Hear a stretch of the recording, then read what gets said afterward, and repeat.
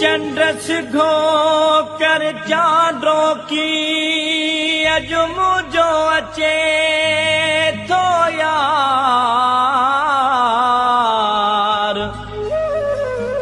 चयो बेदगा घरो प्यार सिघो दीदो सुपरी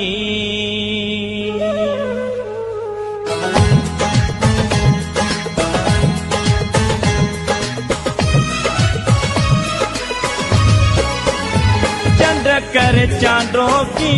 पंध में आ प्यारो हो चंद्र कर चांदो की पंध में आ प्यारो भले वन लही पो भले वन लही पो आए अचण वारो चंद्र कर चांदो की पंध में आ प्यारो हो चंद्र कर चांदो की पंध में आ प्यारो भले वन लही पो भले वन लही पो आए अचण वारो चंद्र कर चांदो की पंध में आ प्यारो हो चंद्र कर चांदो की पंध में आ प्यारो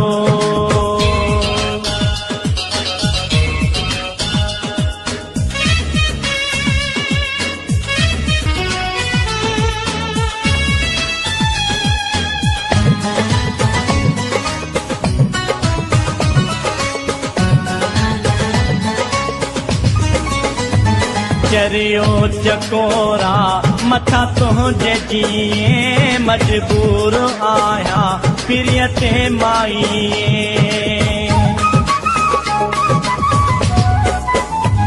चरियो चकोरा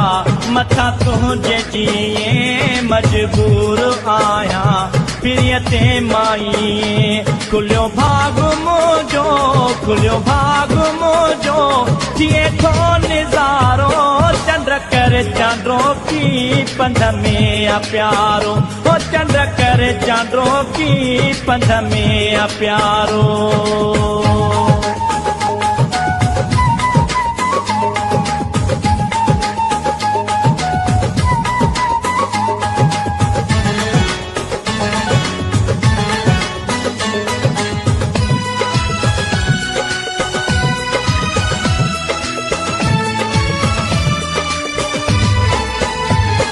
रोशन करे छॾे सजी वाट सारी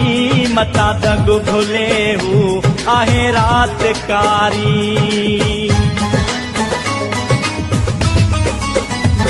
रोशन करे छॾे सजी वाट सारी मता दग भुले हू आहे रात कारी मथा तुझे इहो मथा तुझे इहो आहे बार बारो चंद्र कर चांदो की पंध में आ प्यारो हो चंद्र कर चांदो की पंध में आ प्यारो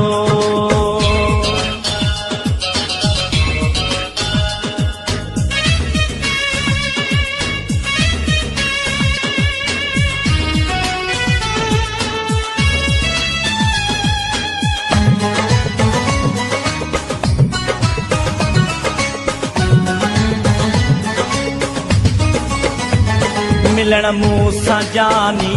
अचे तो कखन में ज़ुल्फ़कार बुढ़ो चए वेहंदो कखन में मिलण मूंसां जानी अचे तो दुखन में ज़ुल्फ़कार बुढ़ो चए वेहंदो कखन में बीठो लोक आए सलामियत सारो चंद्र कर चांदो की पंध में आ प्यारो हो चंद्र कर चांदो की